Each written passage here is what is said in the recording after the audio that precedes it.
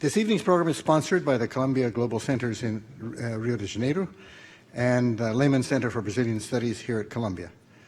Special thanks are due to Thomas Trebat, Director of our Rio Global Center, and to Gustavo Acena, Director of the Lehman Center. I would also like to thank and acknowledge the CIPA students who helped to organize this event, as well as Diogo Santana, a visiting scholar at the law school, and who worked for some years with President Dilma Rousseff. Dilma Rousseff is the daughter of a prosperous Bulgarian immigrant to Brazil. Her mother, I believe, was a schoolteacher. Rousseff was raised in Belo Horizonte in the state of Minas Gerais, but spent most of her professional and political career in the southernmost state of Rio Grande do Sul. In her youth, Mrs. Rousseff joined the resistance movement against the military dictatorship that lasted from 1964 until the early 1980s and was jailed and tortured in the early 1970s. In 2002, 2 years after joining the Labour Party, Rousseff joined the Committee on Energy Policy Advisors to the presidential candidate Luiz Inácio Lula da Silva, becoming Minister of Energy and then Chief of Staff to President Lula from 2005 to 2010, when she stepped down to run for president. In 2010, she won a runoff election to become Brazil's first female president, and in 2011, became the first female leader to kick off the annual United Nations General Assembly debates. As president, she developed a number of major social programs aimed at universalizing access to basic health services and education. Among the best known of these programs was Mais Médicos, that expanded basic health care to millions of Brazilians in underserved communities. She was also a strong supporter of Bolsa Familia, a conditional cash transfer program that lifted over 8 million people from extreme poverty, beginning in the Lula presidency and carrying on through her own. We at Columbia had direct experience of another of President Rousseff's initiatives called Science Without Borders, a large-scale nationwide scholarship program primarily funded by the Brazilian federal government to strengthen and expand research in science and technology, innovation and competitiveness by sending thousands of Brazilian students, both undergraduates and graduate students, to study abroad. Columbia School of Engineering hosted hundreds of undergraduates and graduate students as part of this program, and we were very glad to have them. Many of these advances were due to Brazil's exceptional economic growth during the Lula and Rousseff presidencies. The global economic and financial crisis that struck in 2009 hit Brazil with particular force and was compounded by the collapse of the commodities boom that had fueled much of the country's economic growth. Despite the economic downturn, Rousseff was narrowly re-elected to a second term in 2014. As she struggled to maintain the congressional coalition needed to pass legislation, protests erupted against the cost of housing the Olympics, followed by shocking revelations of high-level official corruption on an unprecedented scale. President Rousseff was not charged with corruption, but was nonetheless impeached last year on charges of having misreported financial information on the fiscal situation of the country. President Rousseff's impeachment further polarized Brazilian society and contributed to the sense of political and economic crisis that still grips the country. Difficult as it may be, Brazil's crisis nonetheless provides an opportunity for reflection and dialogue, and it is in that spirit that I ask you to join me in giving a warm welcome to former President Dilma Rousseff here to Columbia.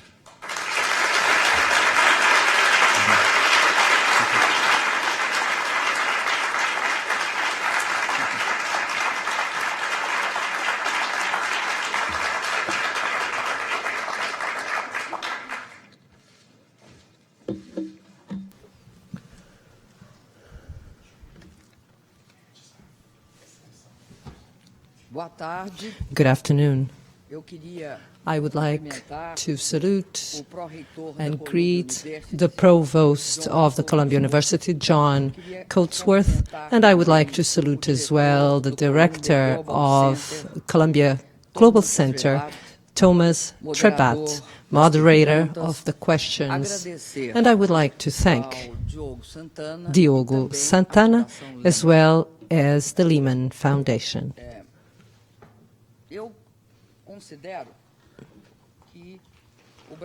I believe that Brazil is experiencing a very difficult time. I am certain that we will overcome this period. However, it is needed in order to overcome, to understand what happened, and it is also necessary to open a dialogue process that makes clear to all what effectively happened. I was a victim of two coups.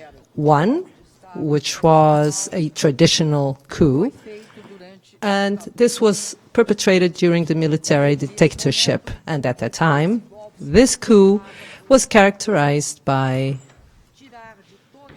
to remove from the entire society, to strip the society of its rights. It doesn't matter who it is, all will be deprived of the rights of organizing, the press freedom, the right to contest, to the right to speak or to have an opinion.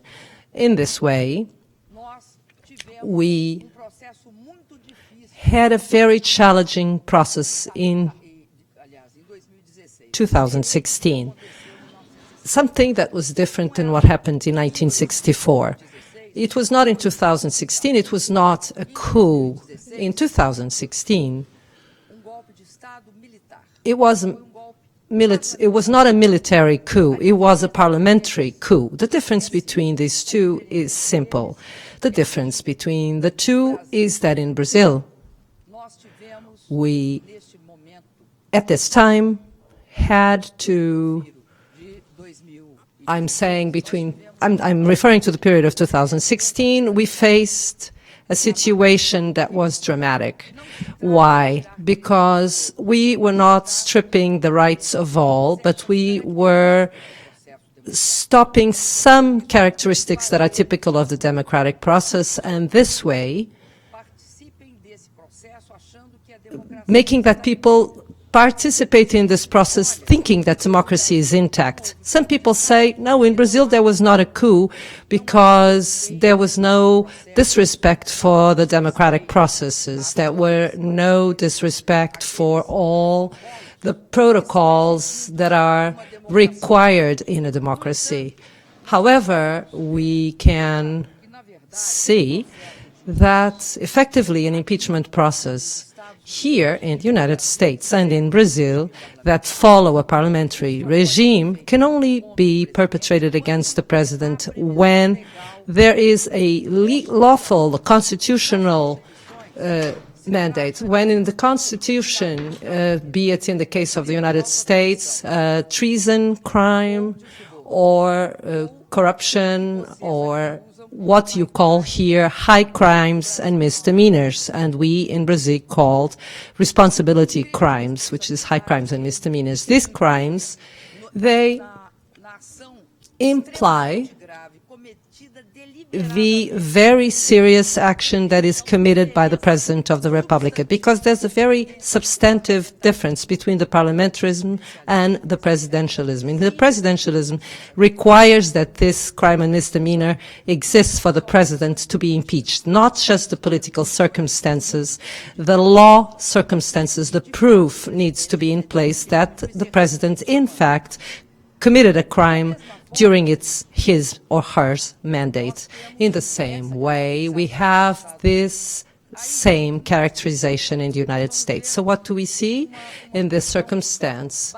We are then dealing with a very clear circumstance. In the parliamentary regime, the parliament can remove the trust of the prime minister, of its cabinet, and the prime minister has to resign, is forced to resign, or there's a check and balance on the other side, which is the prime minister or the cabinet can raise this mistrust against all the parliament and require another election. In presidentialism, this is not how it happens. You have to have this crimes and misdemeanor very clear.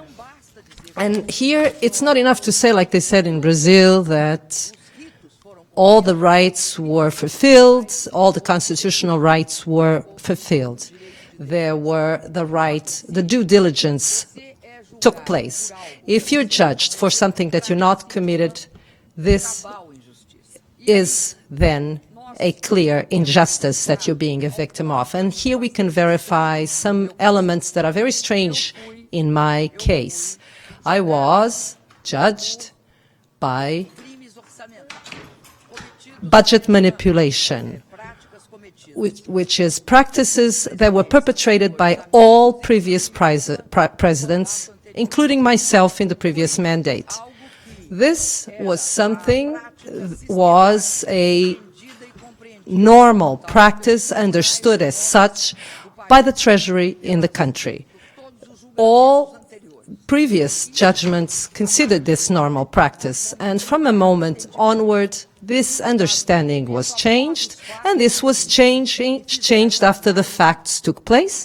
An analysis was made retroactively, criminalizing this process. So you can understand what's happening. It's 3 decrees that make out 0.15 of the primary and budgetary expenses. 98% of these decrees are centered in they are earmarks for justice, earmarks for the defense ministry, and earmarks for education and for hospitals, 98%. And the other crime that I was accused of, which is even more absurd, is a legislation that stipulated a subsidy made through a credit policy. The subsidy was for who? For Brazilian agriculture, for the small, medium and big farm. No president had done since 1984. No president participates after defining how much this subsidy will be. The president does not participate in this process. I did not participate. No president participated since 1994. Today, it's a known fact that these were alibis that were found to judge me much more than an effective and real accusation. But why all of this in Brazil? Why did this happen in Brazil? What happened in Brazil was that, for some reason, the coup was already in the works. This was not something that happened by surprise, unexpectedly. It had a clear goal. The great goal was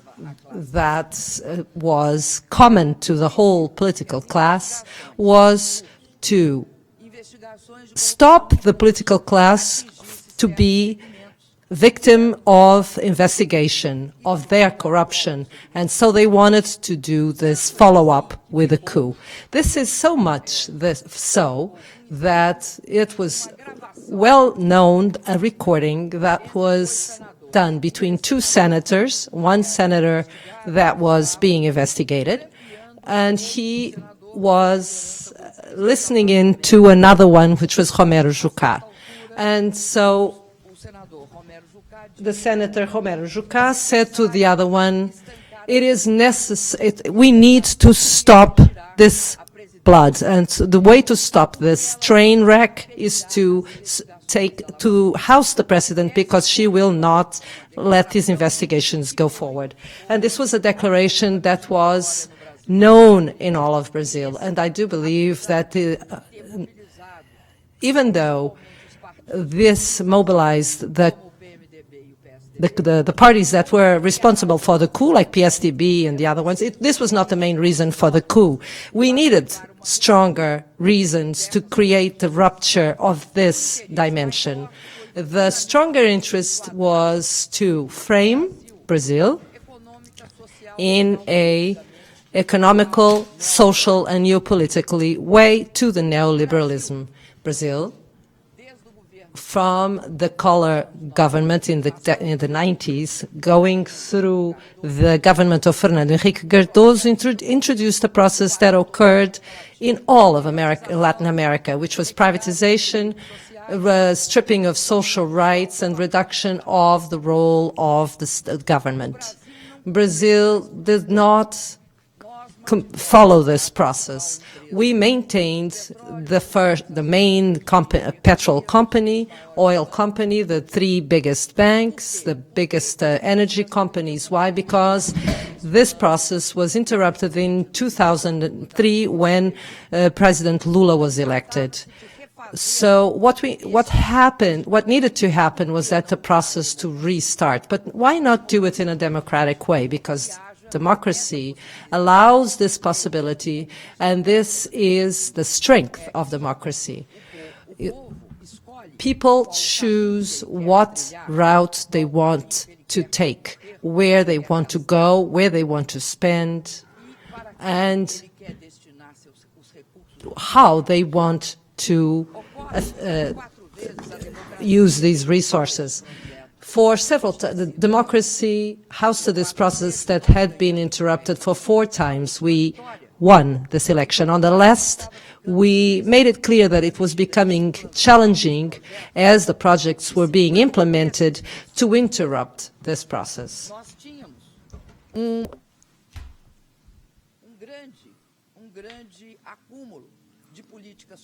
We had a whole history of social policies. We were able to lift Brazil out of poverty. Brazil was a country that had a huge population, which in the 21st century were still going hungry.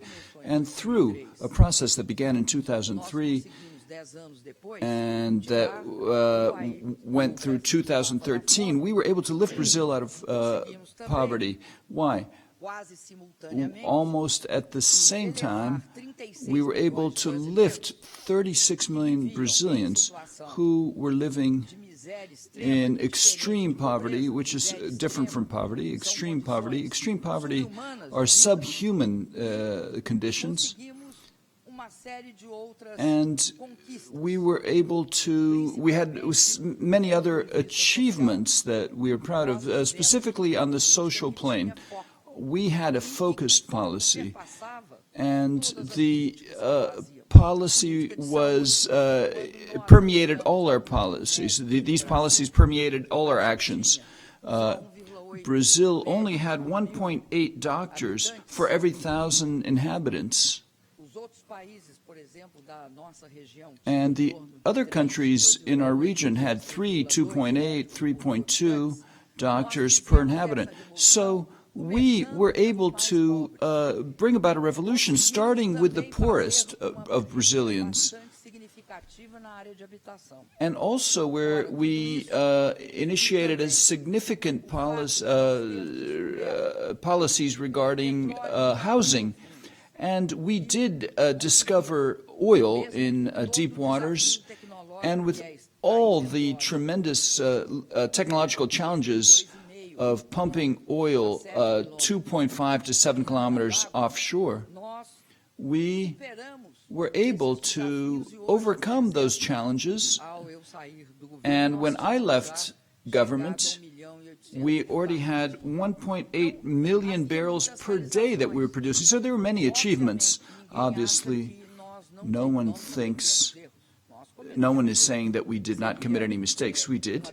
It would be absurd and presumptuous to come before you and say that we were an administration that committed no mistakes. What I can tell you is that within the free elections in Brazil, we won 4 of them. And when I won the last one, the 4th election, the one that I won in 2014, there was a real lack of deflation on the part of the opposition. They felt deflated and defeated.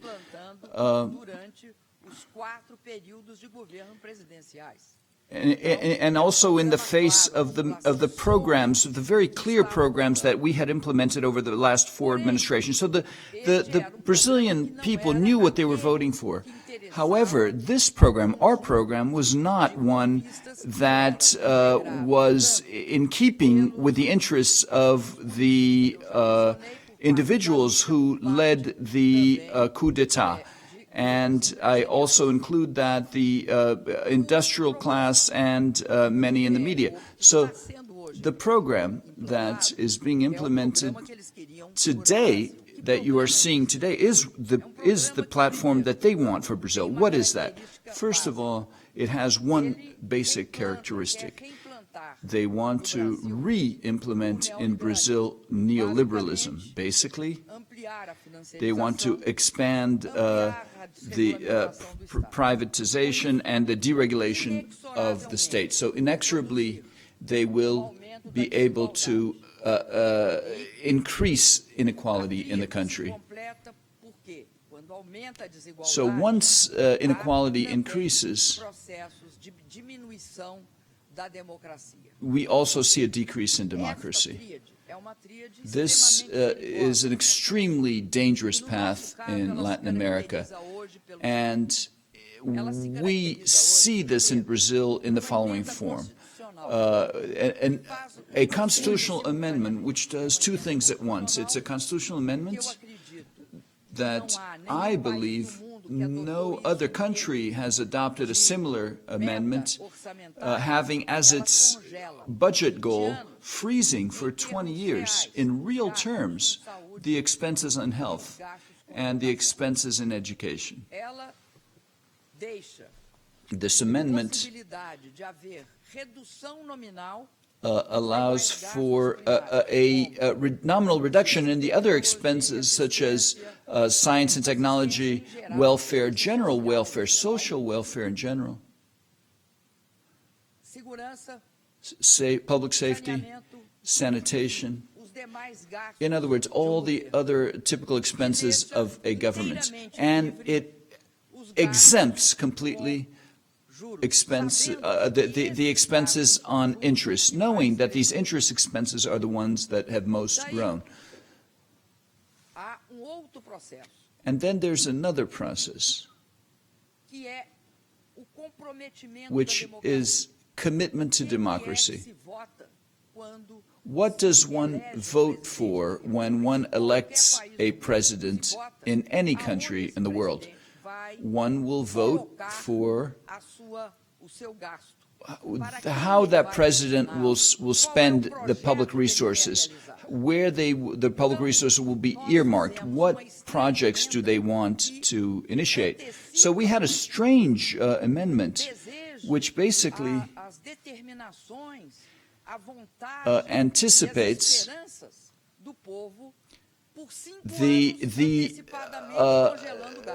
freezes expenses for 5 whole years and earmarking almost the entirety of the budget for interest payments. So this amendment does 2 things. It commits, it puts in danger the base of a democracy.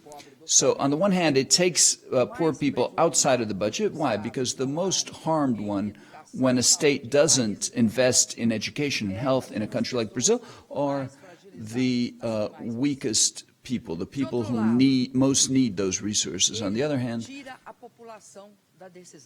it removes the Brazilian population from the decision-making power. This has been the hallmark of this new administration that has succeeded me. And now we see a second phase. The second phase is the outsourcing law. I mention this law because I think one of the most serious characteristics that we see all over the world, not only in Brazil, not only in Latin America, but in the U.S. and in Europe also, is basically the unstable, insecure work and lack of job security. So in Brazil, there is the outsourcing law. What is that? Any company can outsource medium as well as long-term activities. That means you can have a steel plant that doesn't have one hired employee, all are outsourced. You can have a hospital where not a single doctor is an employee, all are outsourced. In other words, outsourcing in Brazil creates lack of job security because it takes the rights of the worker away. Furthermore, it makes work very precarious. It allows for a type of hiring which in Brazil basically transforms the worker into a corporation. And once you hire someone, an individual as a business, you don't give that person his rights as a worker. If that were not enough, and by the way, that law was already approved. But if that weren't enough, today we hear an announcement that the labor laws, which was an achievement that was reached in 1943, if I'm not mistaken, those labor laws are going to be, I will use a strong word, but they will be massacred. They're going to essentially massacre this law. They're going to cut articles. They gave me an example, and I was speechless. A pregnant woman will be able to participate in activities that are harmful to her health. For example, activities that are not approved for any human being, as long as she has a medical note. That was one of the examples of the changes that they wanted to implement. This came out in the newspapers, so this we have to take with a grain of salt because the reality might be a little bit different. But what I want to leave with you is something extremely serious, the lack of job security that we're seeing in Brazil. And I think this is a tendency. And also the increase in inequality. I think one of the greatest examples of this is the lack of job security. Another matter that I would like to convey to you is that often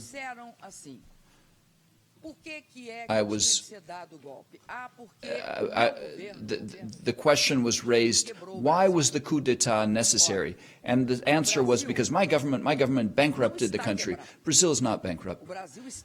Brazil had been during the transition of the President Fernando Henrique Cardoso to Lula. It was. Why? Because it owned more than the reserves they had. It was broke. The country was broke. It owed 16 billion and it had 14 billion in reserves. So the country was broke. And the proof of that was that the International Monetary Fund was in our country.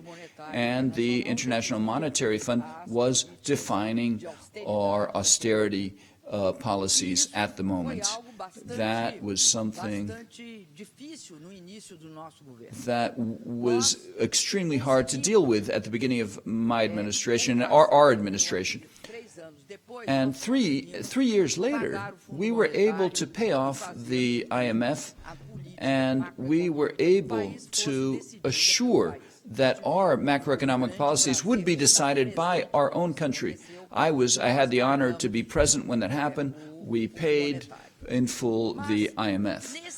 But at the time, we became a creditor nation. We are now a creditor nation. We went from being a debtor to a creditor nation. We have $380 billion in reserves. We were among I think we were the 5th or 6th, if I'm not mistaken, in terms of reserves, monetary reserves. There is absolutely no possibility that Brazil will not honor its commitments. None.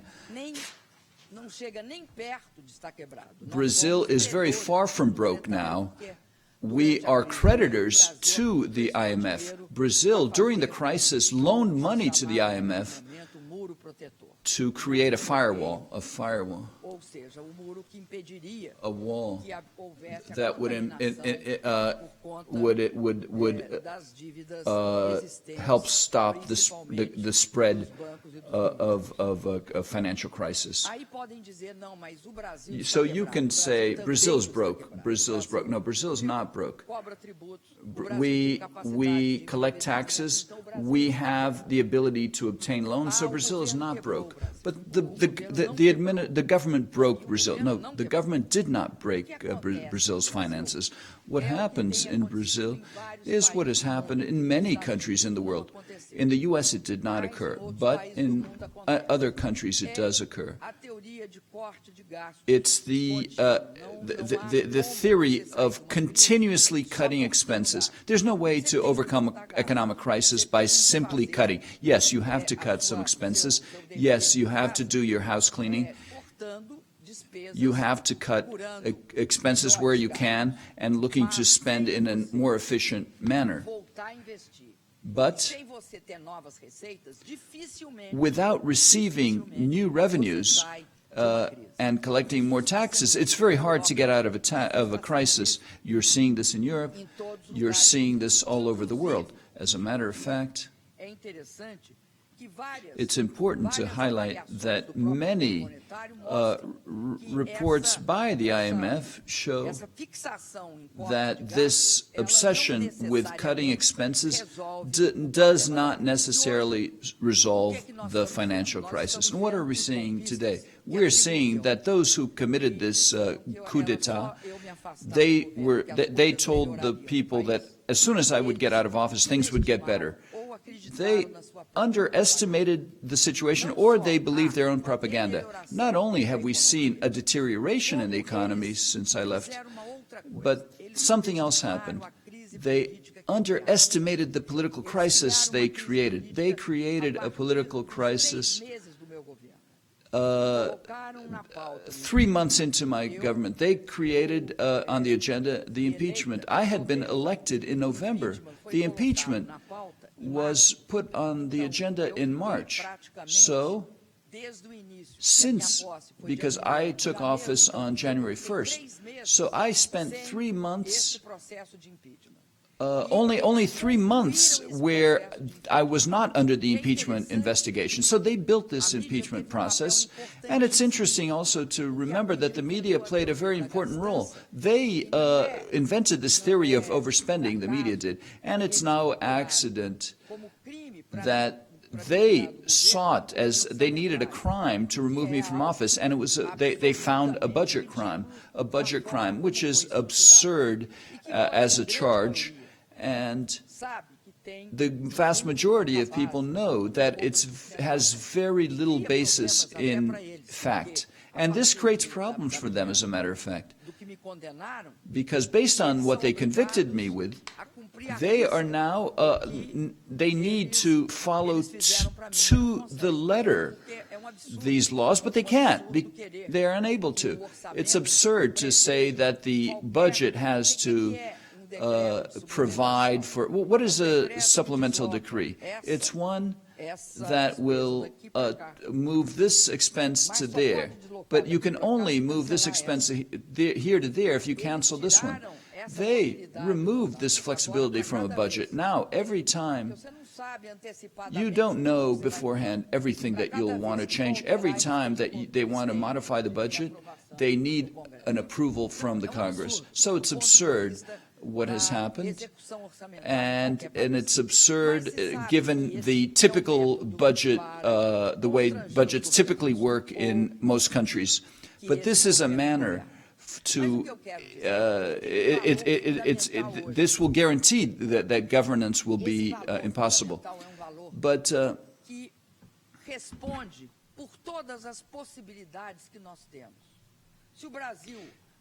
if Brazil will keep this policy which negatively affect Brazilians' quality of life,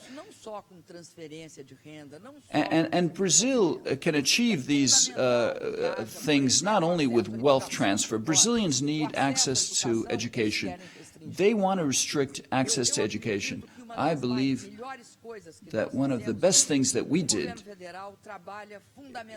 is to assure that the federal government help and improve university education, to give access to the Brazilian population to a university education, not only the public and federal universities, but also private universities through through a program called ProUni, where companies, in lieu of paying taxes, can use that money for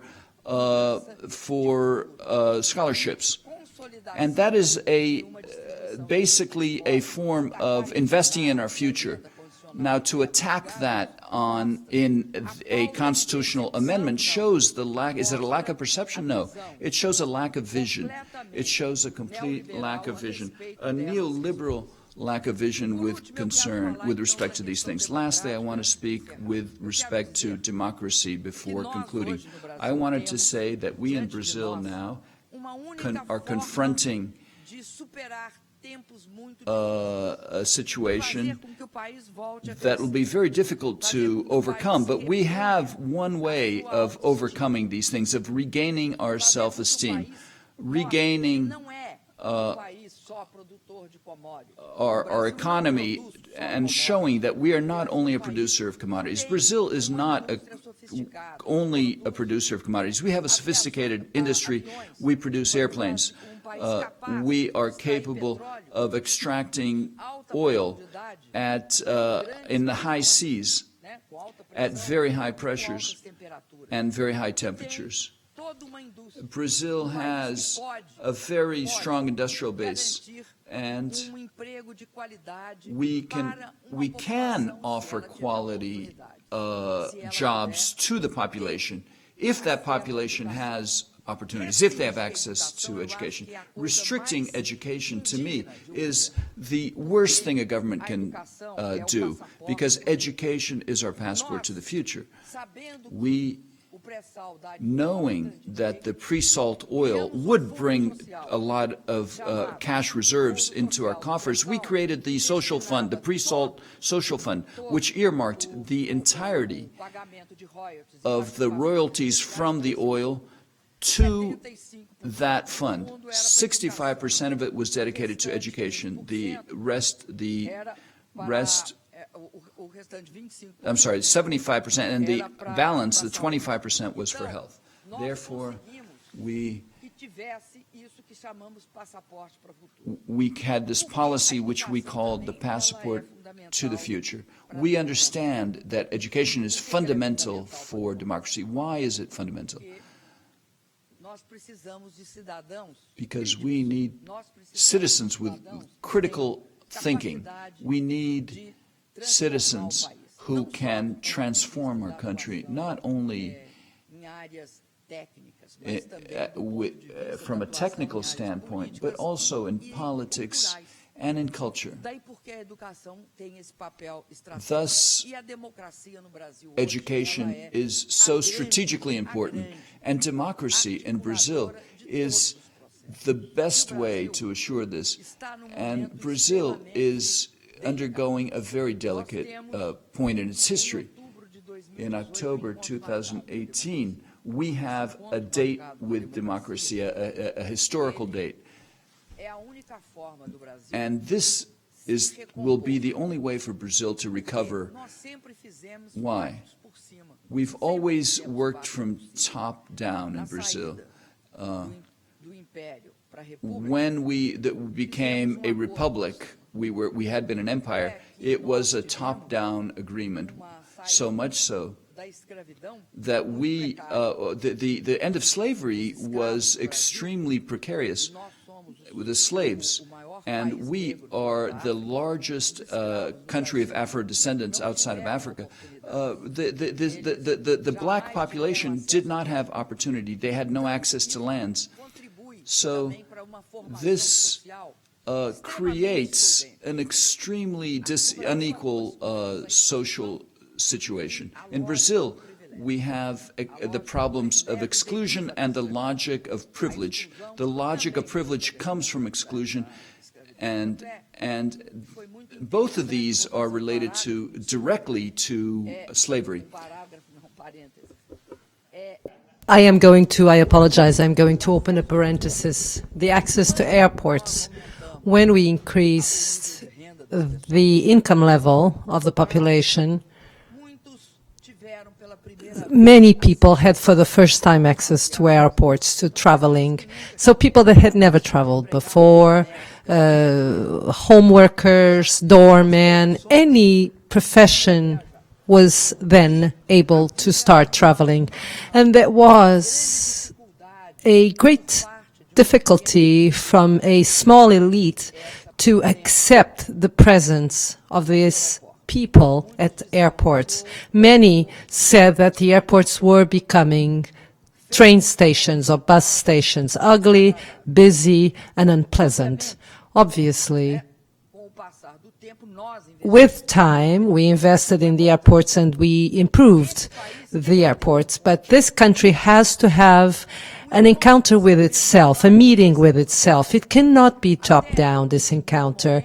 Even at a second opportunity, you can have several dialogues that are top-down, but it is essential that this democratic encounter is done, or date is done through popular vote. And this date is now for October of 2018. And why? Because if this doesn't happen, we will not be able to reduce the level of this rupture that exists nowadays in Brazil. And this is something that contributes for our inability to recover the circumstances we are living in. I do believe that dialogue is essential, but I do believe as well that the great dialogue in democracy is the dialogue between the population with the constituents and the electoral process. Whoever wins has to be based on this project. We all then need to unify around it. This project cannot be a victim to the political games that attempt to. We have to make sure that this happens in the biggest and in free circumstances. Why do we need of a big political reform? Because otherwise it's not governable. And why is it not governable? There's several reasons for this. Because we have a political system that brings about the physiology, the purchase of votes, all the practices that we consider inappropriate. First of all, patronage, and we cannot have 25 parties. When I was ousted, there were 25 parties in Congress. Nobody believes that there's 25 projects that are feasible for Brazil. This is not true. Why are there 25 bills? Why? Because this firewall or this obstacle clause demanded that each party, for each party to constitute itself, it needed to have a certain amount of votes, and these votes had got to be distributed in a certain fashion among the states. And this was a clause that did not go through. The federal courts did not approved, saying that it was not a democratic clause. When this was not approved, what happened? Two others reasons, and important reasons, started having a different reason. Both of them are democratic reasons. First of all, it is very important that the parties be financed proportionally to the fact, proportionally to their representations. If you have so many senators, then you need the party's fund needs to have X amount percentage. This is a democratic process. And why? Because this way you avoid other types of fundings, like public because this way we are assuring the public financing. And the other reason that constitutes a democratic reason. It's that the electoral campaign to TV access in free of cost. And this stops the economic power to buy television time. Anyone who has more economic power speaks more. The correct way to do it is the one who has more representation speaks more, the ones with the smallest amount of representation speak less. So this Barreiro clause is defeated and the number of parties increase. And so there are many parties that never reach the presidency. How do they reach federal power? Bargaining. They have to bargain, exchange favors, they have to add people. So there's a practice that takes place that is of patronage, and this is made legitimate by the system. I'm not trying to say that people are good or bad. I'm saying that the people who have to be good is the institution itself. The institution has to be correct. But what's important is that the system is. So democracy is therefore in Brazil required for us to take this next step is that these two issues have to be faced by all of us. We have to have direct elections, and with this election we will reform the political policies and economy in our country, and we have to respect the results of the elections that cannot be violated. So we cannot no longer claim that if I don't like the results of the election, I am now going to create an impeachment. You probably already heard this somewhere. And the other issue that I believe that it is very relevant, it's the political reform. Brazil has to have a new political system that brings about political practices that are ethical and, above all, connected to the population interests and not to the interests of the parliamentarians. So we have to promote the general interests and make sure that all Brazilians trust their representation. I thank you for the attention.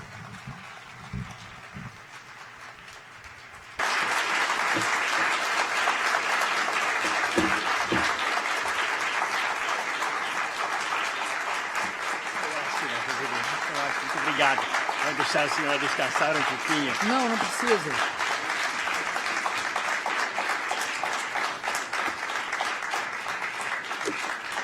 Vamos tomar.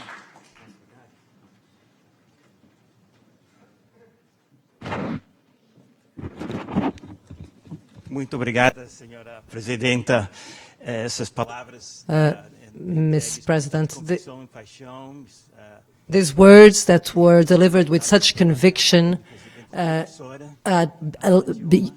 in addition to President, you being called a professor because of the excellent presentation, I would like to let you rest. I'm already rested. Oh, this is a restless candidate. My name is Thomas Trebat. It's a great privilege. I have several privileges. One of them is to be a speaker here and to be able to bring about a little sequence in the line of questions that I see in front of us. So I'm going to request, I believe that there will be one or a question that some of our students and our teachers will like to, professors would like to make. I would like to welcome you all. Your participation inspires us all. Your presence here is an inspiration to us all. But I would like to you, in an orderly fashion, any professors or students that would like to ask a question to the President, please line up in front of the microphones so then we can, in an orderly fashion, ask the questions. And meanwhile, I will ask myself a question to give time for you to organize. Thank you very much for this institutional speech, and for me it's a great privilege. I have several privileges. One of them is to be able to live in Brazil, but I am destined to move between our two cultures and two languages. And I see in my daily life in Brazil, and I believe it's also the experience of some of us here, the political environment is very polarized in Brazil, poisoned, some say, and very based on parties, and the dialogue is very challenging in fact. To be from one party, that if you're from one party, you cannot dialogue with the other one. If you're from the first one, you cannot dialogue with the first. There's no dialogue. And there's the absence of the spirit that you were requesting, the community spirit in Brazil. Corruption, we can't even start talking about it. All headline news talk about more and more cases of corruption.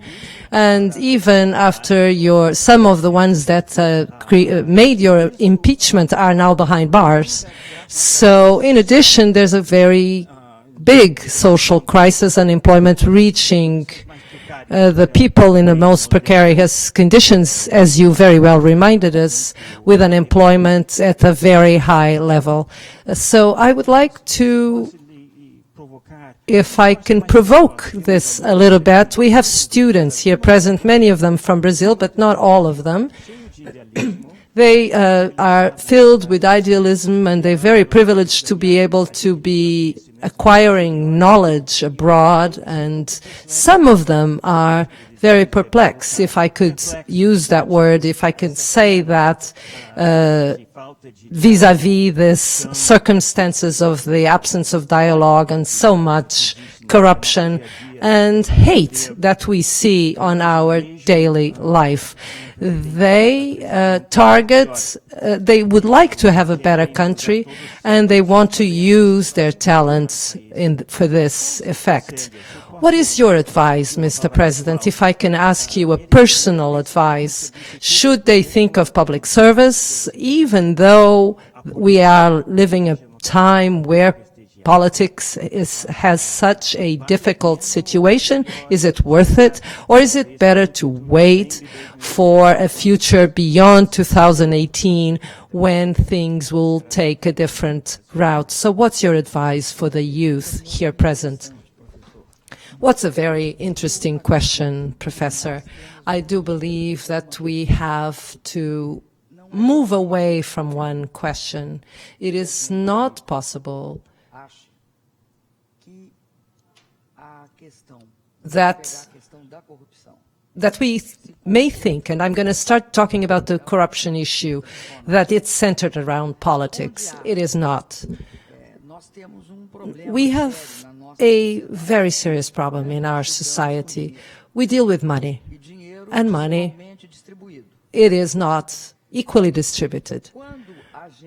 When we consider that corruption is simply of the political parties, this was something that was traditional in Brazil. This is so much the fact that up to 2013, the punished was the victim of corruption and not the perpetrator of corruption. The perpetrator of corruption had a status that was less serious than the victim of corruption. If you want to fight corruption, you have to deal with this active corruption and passive corruption, whether it be the corporation or the person that is victim of corruption. These are two different issues. And we changed the law in 2013, which was the law of corruption fighting against criminal organizations. We had two bylaws that were important to make this possible. One was this whistleblower status or plea bargaining status. One of them was to make it clear that there was a provision, but it was questionable, that the perpetrator of the corruption was a criminal and person. It is not possible to believe that the private services or the public services are in and on themselves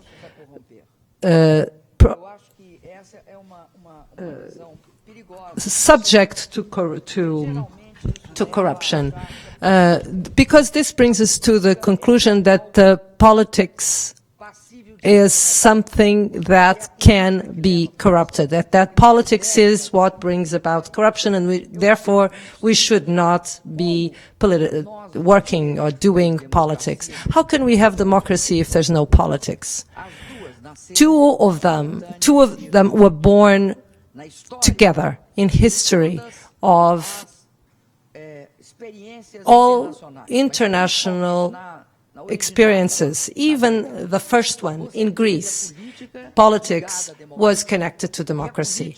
And politics is not something trivial. This is our capacity to think as a whole in the name of all, without which all we have is economy. Like the Greek says, the personal interests reign. So if our goal, I am an economist, so I have no problem with economy. I actually am very interested in economy, but what I'd like to show is that it is impossible unless we are interested in dictatorial systems. I am from a country, and you too, that in which in 1964, after the military dictatorship, had the following motto: worker has to work, corporate entity is to be corporate, student is to study, and the militaries are the ones in charge of politics. This is a bill, is a project, is a vision that it's excluding from a politics point of view. I think it's the opposite. And my generation did so. When you go back to your own country and can be tortured, you can be killed, and you can have to be subject to exile. It is our obligation to go back to our country and change it. We cannot keep silent, and this is the advantage of democracy. Nobody will go to jail there, nobody will be arrested, nobody is going to go to exile, and no one will be tortured. We have a democratic space, and we have a democratic path, and this will bring us to the point of changing the relationships within the country. I only ran for one public position, which was president. I was never a professional politician, but all my life, from the age of 15, I had to work with politics. You don't need to be a congressman or a mayor or governor or president in order to do politics.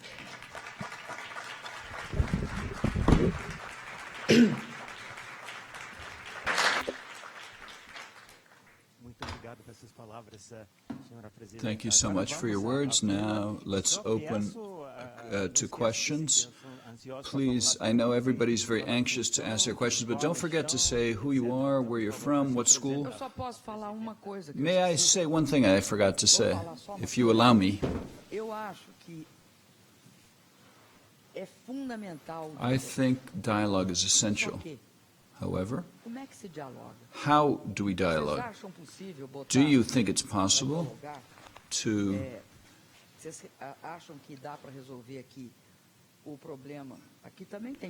I know you have problems in the U.S. You have your own problems. France has problems. The Far East have their own problems. Do you think you can start resolving all the problems through dialogue with the opposition? I'm asking you. I'm just asking you. I'm raising a question. I think we build dialogue. Dialogue must be built. There are moments where dialogue breaks down, and I am in favor of dialogue. However, I do know that there are tremendous dialogues, and to overcome, there are tremendous obstacles. So that's why I say let's work from the bottom up. These agreements from top down, they can work. We've made many of them, but they have their costs. They have their costs. A transition from top to bottom has a cost. don't remember that on the day of impeachment, April 17th of 2016, a congressman voted saying that he was in favor of the military dictatorship and mentioned the name of a torturer. Why? When we had the transition into dictatorship, and I'm not here saying whether this is right or wrong, but we made an agreement. What was the agreement? Torture. The torturers will be amnestied. This was an agreement at the end of the dictatorship. It was an agreement that the Brazilian society made to end, to not convict the torturers. So top-down agreements have a price. The agreements from bottom up has a price. The Brazilian people, but have the authority to make these agreements. I prefer the popular era. I prefer then the Brazilian people have their destiny in their hands. I prefer that kind of era.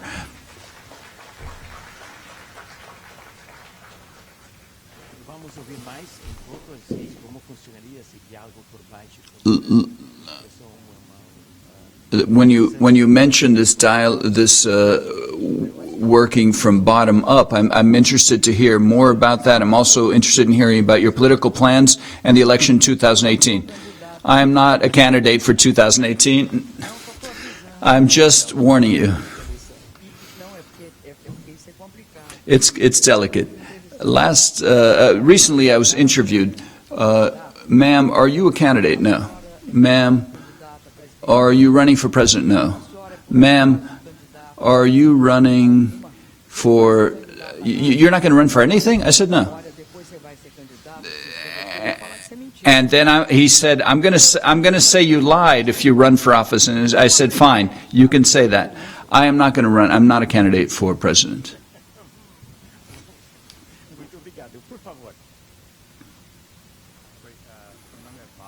My name is Pablo. I study public health in Colombia in the master's program.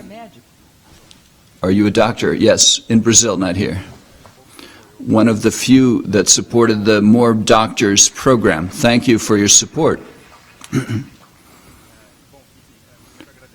First of all, I want to thank you for your speech and your very clear explanation of the coup d'etat phenomenon in Brazil and the forces behind it. In your speech, you mentioned that 2018 was an opportunity to recover democracy in the country. But in the meantime, we are seeing many protests in the streets.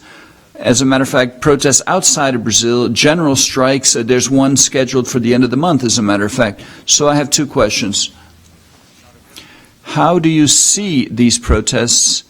Do you think this can this can help impede these trampling of rights that we see in Brazil? And what are the possibilities of the president elected in 2018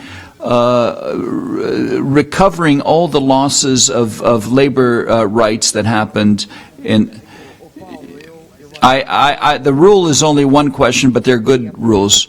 I thank you for supporting the More Doctors program. That program, the Mais Médicos program, we initiated it in 2013, and we reached the goal that we wanted, which was 18,260 doctors.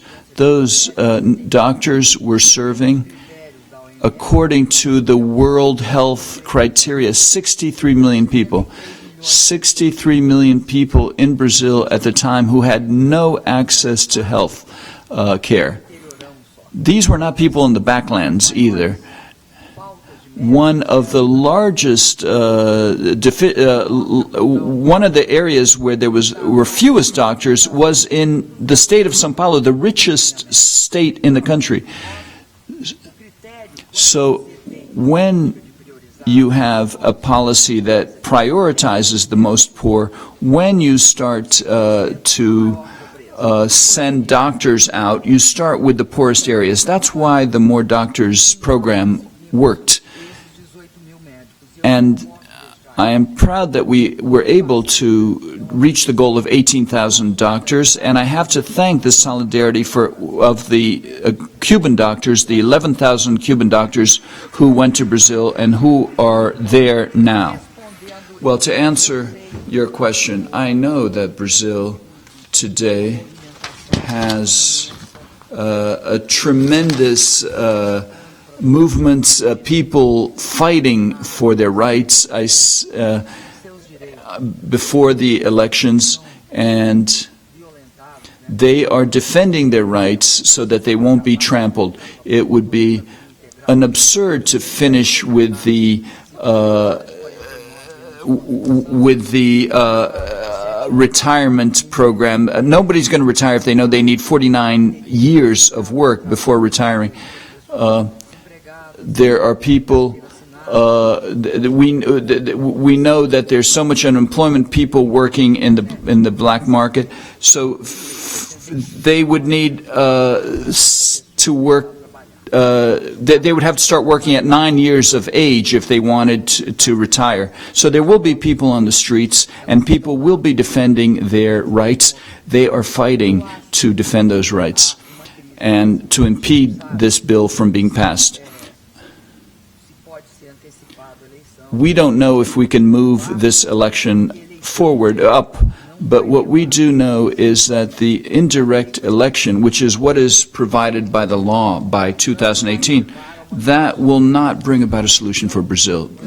So when I say that there is an encounter with democracy in 2018, because I think any indirect election will be illegitimate, to protest that is extremely important. Yes, we have to go to the streets. Yes, we have to protest. Yes, we need mobilization to prevent these 100 measures in the CLT, to the housing program called My House, My Life. We don't want it to become My Mansion, My Life, because it was to subsidize house for wealthy people makes no sense.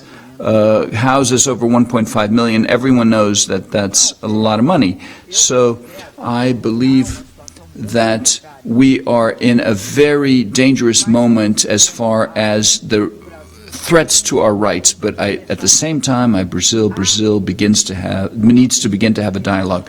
And the professor is correct. There is a huge climate of intolerance in the country now. And it's actually not so much on the part of the progressives. For the first time in Brazil, as far as I know, in an organized fashion, we have seen organized rightist movements from the right wing. And I fear a level of radicalization as these rights, are trampled more and more. I believe that I hope that our date with democracy be passive. I hope this election will be peaceful. I believe in a dialogue between political forces, but without an election, dialogue will not resolve things. At this crossroads, I don't believe so. Next question, please. My name is Tulio. I'm a visiting researcher at Columbia University. I received scholarships from the federal government. And first of all, I wanted to thank you for your presence here, President Dilma, and for Columbia also for organizing this event. And also, I wanted to say that you are a model to many women and many men in Brazil who were following what was happening in Brazil, these dramatic events. My question has to do with what Professor Thomas mentioned, the polarization which we see now in Brazil. Just yesterday, Fernando Haddad was here, and he said that to overcome this polarization would require a lot of patience and a political renewal, that we need new players, we need new people who are not stained by history. At the same time, we hear what you said. Neoliberal reforms are really coming down the pike, and they have no patience to wait for them to be implemented. So how can we minimize this anxiety of these reforms? What, in your opinion, would be the best immediate solution instead of waiting all of this for all of these reforms. I believe that the political renewal will be very important. I think we are at the moment in the race where we have to pass the baton to the next generation. We need to pass the baton. That's why it needs to occur. However, I'll say what I think sincerely. I believe that the process that we are undergoing in Brazil, and let me give you an example. It's a process where in Brazil, in the past, you had a conservative group, you had a progressive group, and you had a center group. That center moderate group was fundamental. That allowed Brazil to be governed. I am from the progressive wing. We make alliances with them, and people from the conservative wings also would make alliances, and Brazil would move forward along those lines. What has happened recently? We have to understand what happened. Understanding is the first step before we can change. The center was taken over by the right. That center, first of all, became fragmented. Those 25 parties I mentioned, several of them come from that moderate center, that fragmented center. Ulisses Guimarães was one of the great examples. He's called Mr. Direct Elections. He defended direct elections and the end of the dictatorship. And he said, if you think these laws are bad, wait for the next ones. It was a way for him to playfully say that we need to fear the elimination of the center. At the second Lula term, this movement began, and the center becomes taken over by the right. Nowadays, we have a problem among the conservatives. Among the conservatives, we have the conservatives, the social democrats from the right, the more civilized ones. We have, yes, they exist. And we have the enraged right, who fight with the social democrats on the right, and they fight intensely. These fights are due to what? Who will be my representative in 2018? One wing wants it to be the most radical representative. Another one wants a less radical one.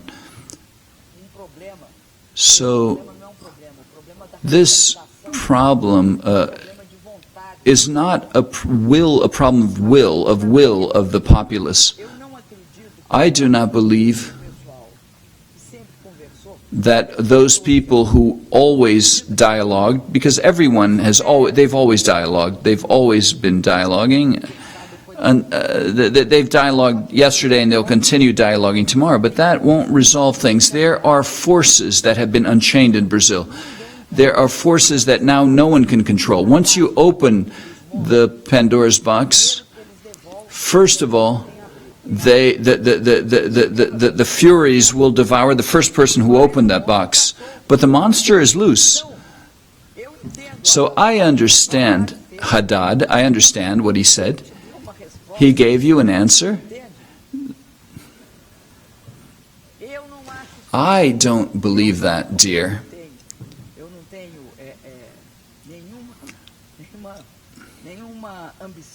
I have no political ambition, so I'm going to tell you what I think is the truth. The truth is as follows. We need to have direct elections in Brazil. We need to wash the soul of the country. Democracy is the only way to wash the country's soul. Only then we'll have a dialogue. We need to dialogue in the morning, in the afternoon, at night, at dawn, and then we have to create an agreement. But an agreement based on that, because only then will we allow this agreement not to be disruptive, so that it needs to be done at the beginning, so that, why? because it was selected democratically by the Brazilian people, and we'll have to respect the Brazilian people's will. So I don't believe in this theory. I think it's very naive. I'll use a French word, naive. I heard this word at Harvard. You're not proposing, and no one else here is resolving international problems now by sitting down, by everybody sitting around a table thinking that dialogue will resolve everything. Will it? Why is it that they propose this to Brazil, but they don't propose that here? Why do they propose this in Brazil and not avoiding the bombings in Syria? Why? Or who has weapons and who doesn't? Because it doesn't resolve things. It never has. That's why democracy is so important. We have an opportunity. And those who are at war don't have such an opportunity. We do. Dialogue. The great dialogue. The great dialogue is not top-down. It's not only among a few individuals. It's not just me talking to someone from the DB party. I have no problem. I'll dialogue with them. We know each other's for centuries. But democracy, which is the base of the country, the Brazilian people, with democracy, there will be hope. That's why we have, democracy is full of defects, but it's the best way. I don't know any other way.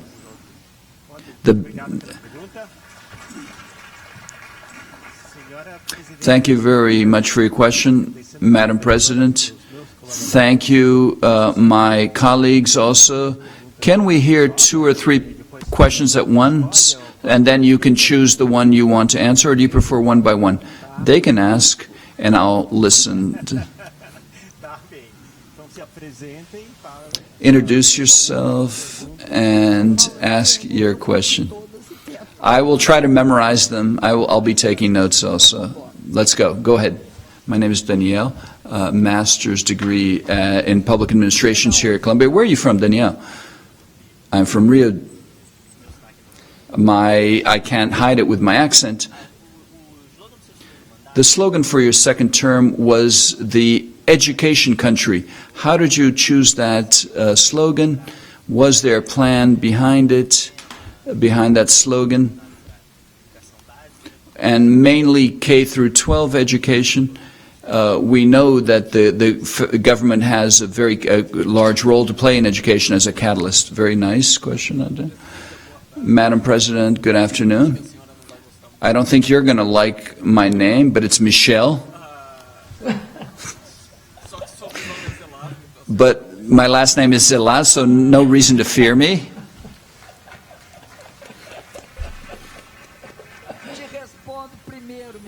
You'll be the first one I'll answer, Michel. My question is very simple. I want to know, with respect to the Social Security reforms, can you talk a little bit more about what is your opinion? Is that reform of Social Security necessary? Is the current model by the current administration a good model? Thank you.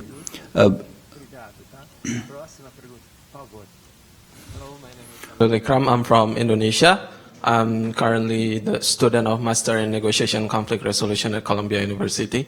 First of all, I'm a huge fan of Brazilian soccer team because my country never been into World Cup. So, since I was a kid, I always support Brazil for World Cup. So my question has nothing to do with soccer. My question is actually related to Samarco case in the dam disaster, the Samarco dam disaster. My question to you: what is the way the government handled the disaster? Is a good reflection of democracy. Why is it taking so long to actually ensure that people, happy with the condition right now? Could you just repeat the disaster that you're talking about? Samarco. Oh, Samarco. Samarco. Yeah. Sorry. É o desastre lá It's the disaster in Minas Gerais. A student, I can only listen, read things from the media, and people are saying that it's government's corruption that caused this. There's no specific law that can, pressure the company, and other people are blaming other things. I just would like to hear your perspective. Thank you. Vamos ouvir de algumas. Bem, agora. Let's listen some women that also waited patiently for their turn to ask questions. I'm going to tiptoe. It's my only way. Solidarity, solidarity. I am not a student. I'm a newspaper reporter, and I am a correspondent from the agency in Brazil, and I would like to... How you mentioned the impeachment had the involvement of different stakeholders, but it was finally done by the alliance of the base. So I would like to... He is implementing a very different agenda from yours and from the President Lula's agendas. With this, I would like to open flying quotation marks. You've been sleeping with the enemy this whole time. You knew about it. Is that how politics work in Brazil? And with this polarization, with this extreme ideologic polarization that we see in the population, and with this reputation crisis, not only from the PT, but as well as politics as a general. I'm sorry that the question was very long, but I would... My name is Susie. I am from California, and I am doing my master's degree in Latin American studies here at Columbia. And my question, I'm very nervous, I'm sorry. So, because we are lacking women roles, how could you bring more women and to deter the violence against women, especially against Black and Indigenous women in Brazil? This is a very important topic. Thank you for the question. Thank you, President, for this class that you gave us of this framework in the country. I'm from the south of Brazil, and I follow from the PDT's days. And now I am a professor in Florianópolis in the Federal University of Santa Catarina. I'm an anthropologist, and I'm here in New York at CUNY University, the university that you spoke about as well. So my question goes in the same direction as my previous colleague did. You spoke about pacts, and some pacts that were very nefarious for the country. And my question is, this abortion pact, the lack of protection against it was not one of these pacts. And is it time for us to start reviewing some of these policies related to gender? And if it's possible, I would like to also know your opinion about this CPI, which is taking place in Congress right now, criminalizing the work of the anthropologists, that is bringing to the stage of the Congress deposition colleagues of ours that worked in indigenous regions in Brazil. And we have to justify for the lobby of the great landowners. So in closing, it's an absurd, yes, I understand. And to end, I would say, no more coup. And we would have to have another hour and a half to answer all the questions, but Hi, I'm Ipsita, Water Center, and we've been doing a lot of work in Brazil, especially in the northeast of Brazil. One of it's a very short question. One question. The political climate has set back the infrastructural development and the growth pathway that Brazil has been going at, especially going back in towards, the dams and the water infrastructure and things. Thank you so much. Very important. Last question. Última pergunta. Meu nome é Rafael. My name is Rafael Slash. I estudo in Colombia, and I am doing a master's degree. And my question is, you spoke about internal policy, domestic policy, and I would like to know more about your external policy. All of this in less than 10 minutes. Oh, yes, we have less than 10 minutes, but if you want, we can, nobody will In 10 minutes is completely impossible. I will try, and I will attempt to answer all of this in 10 minutes, but I think I'm going to choke now. If you don't need to follow the order of the questions. If you have one question that you find more important than the other. Obviously, I like to answer every one of the questions. So, educate a country. We use this Pátria Educadora, educate a country, because we had to have a leap in the income distribution policy in the country. For us, we believe that there were three axes in this income distribution policy. We had not the income distribution, I'm sorry, was the combat of inequality. We had the income, the wealth, and this axis of the distribution of income was connected to the public services access. And there was a third axis that meant the possibility of people of having access to key issues, something that we considered that was strategic. In the income distribution, we had started a process that was the home process, but we had also redone the entire structure of the land reform, and we were going to have a certain policy, because the reform does not apply only to the land, it's to the land and to assure all the conditions for the people to work, because many times the land was distributed and then the people had no way to develop, there was no basis, there was no technical support, there was nothing. So we had this we were changing our concept of land reform. So these were the two pillars of wealth, together with a very difficult discussion and complex in Brazil, which is the tax reform. Brazil does not tax dividends, does not tax Estonia, I believe, or Slovenia, I don't know which one of the countries.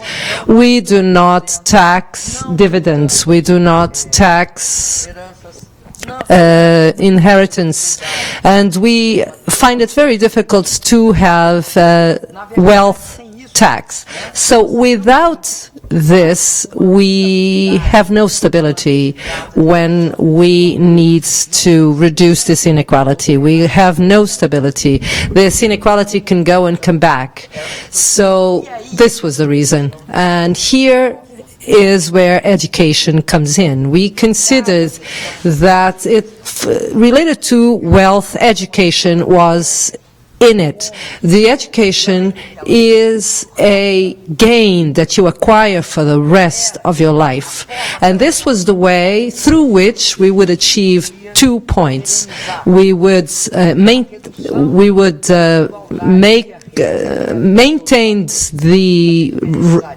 we would make sustainable the rent distribution for all. This would be the basis for science development, basic science development, and to technology development. We had to have students, professors, workers with degrees, whether it be higher education or technical degrees, in order to be able to respond the economy of knowledge and new technologies, and as well as the old technologies that Brazil had not yet leaped over the entire existing gap for innovation.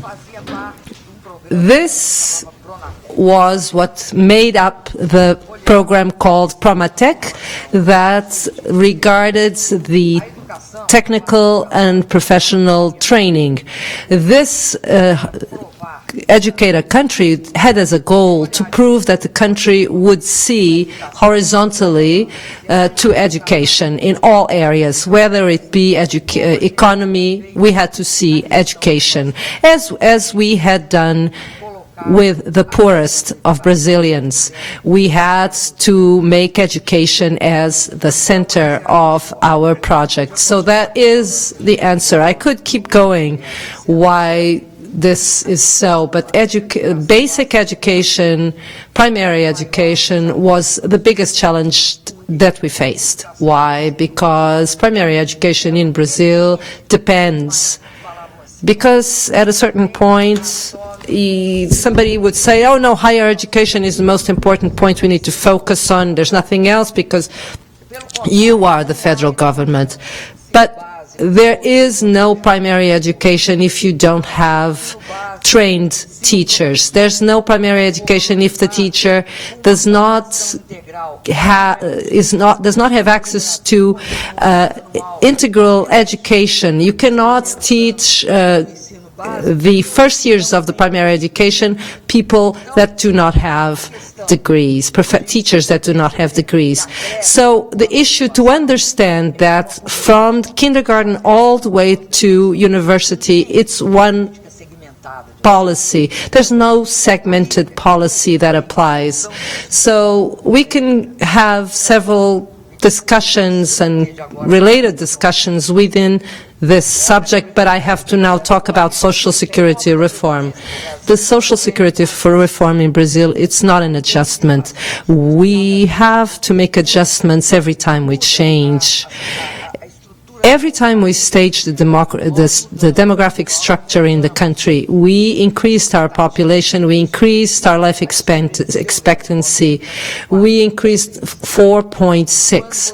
When we reduced the number of children per woman, the more the society evolves, there's a tendency to the reduction of children that families have. And when you create public policies, you have to contemplate more fragile sectors and to integrate them in social security. Home workers, for instance, the micro entrepreneur in the small companies, the small business that starts to pay its contribution through the INSS.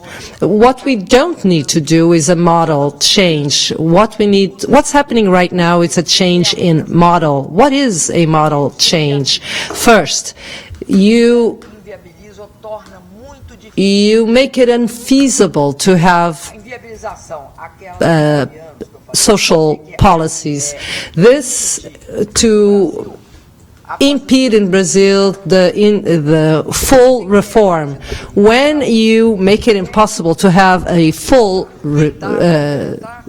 retirement, what complements it? The private sector. The second question, when you reduce, you have, for instance, women. Women have a sexual distribution, gender distribution of work that is different of the OECD countries. They have basic equipments that Brazilian women don't have it. So to bring it to the same measurement, men and women, it is to make 44% of the women in making it impossible for them to retire. Rural worker, the same. The rural work does not have money, income. So when do they pay? They pay for their retirement when their products go to markets, and there the government charges for their taxes. When they become available in the market is when they have an official income. So when you have monthly or individual, if you require that they contribute individually and monthly, no one will pay for retirement, and we will have a number that we haven't seen before of older people without any social protections. So they changed the model. Why? To create private retirement, to use private funds that are highly lucrative. If there's something in Brazil that is with 200 million people, it's a very relevant fund. It's the private retirement fund. So what's happening in Brazil is a model change. It is not an adjustment. It's not an adaptation. There's no rules. There is nothing like a period for transition in order to firm the rights, in order to firm the acquired rights. So this is a very wild and unnecessary change from this point of view. This legislation for the outsourcing will put an end to the employer contribution. When you outsource, in the case of the transformation of the worker in a corporation, you are reducing the contribution to the Social Security, so you will open a big gap in the contributions. And you have to look very closely to this, because I believe that this is going to create very many problems in the Social Security system, because the legislation to the outsourcing, it's totally absurd. You know what they did, right? They brought back a project by Fernando Henriques Cardoso that was on the shelf for 16 years or more. I'm just going to say just one more.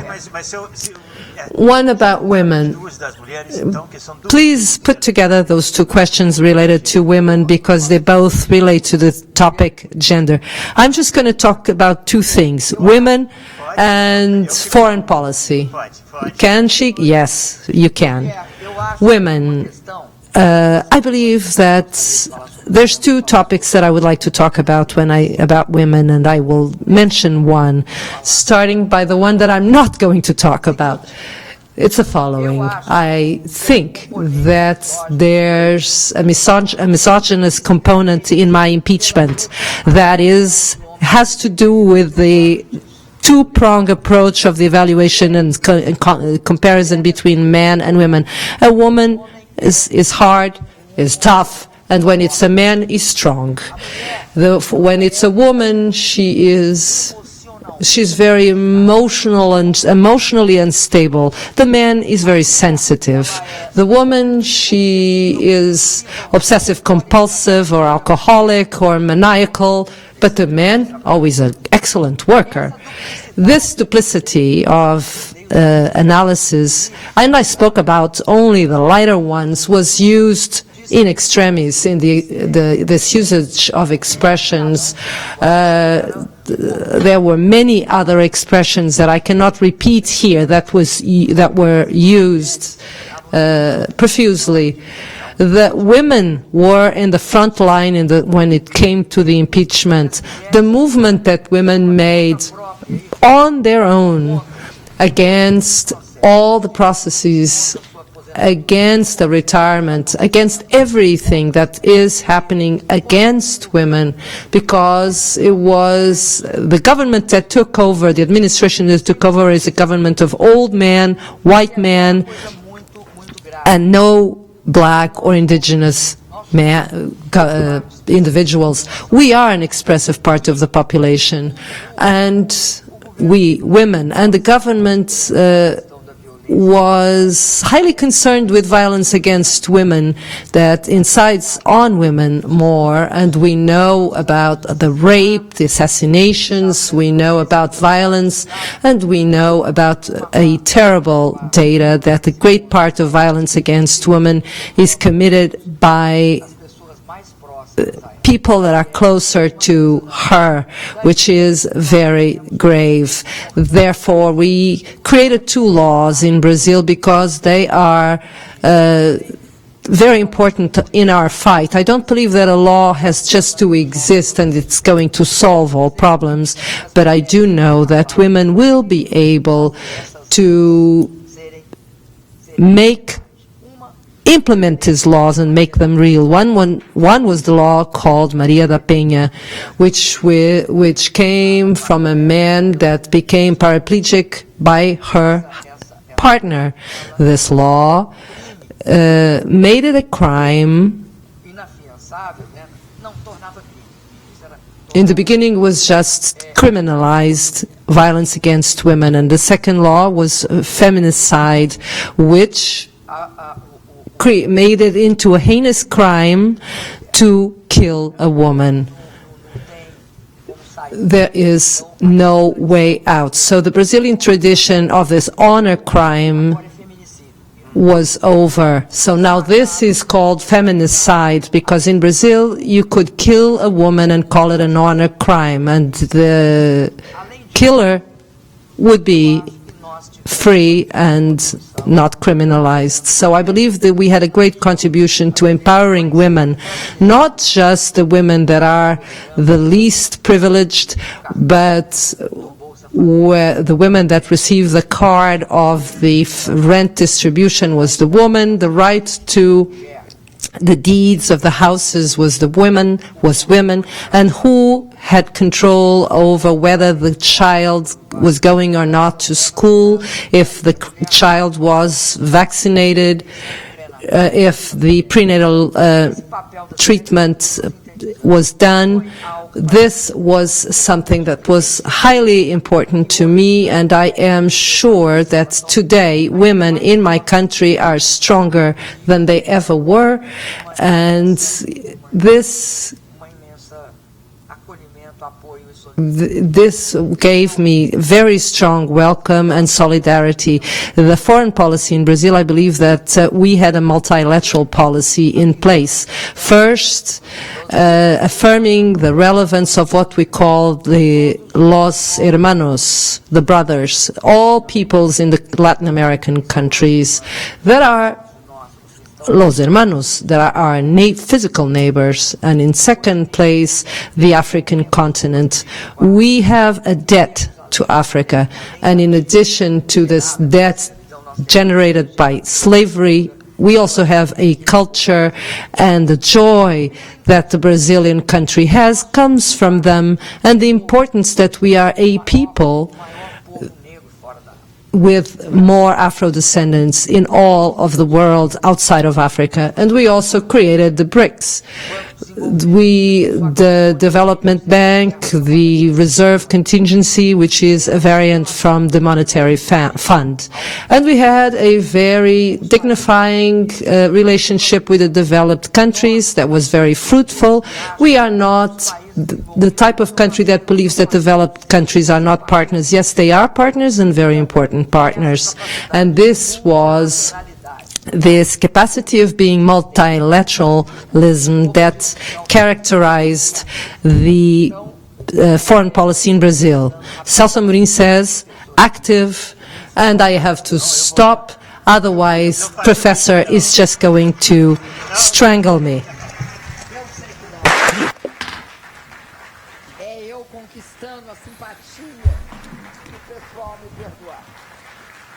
I apologize if I went too long.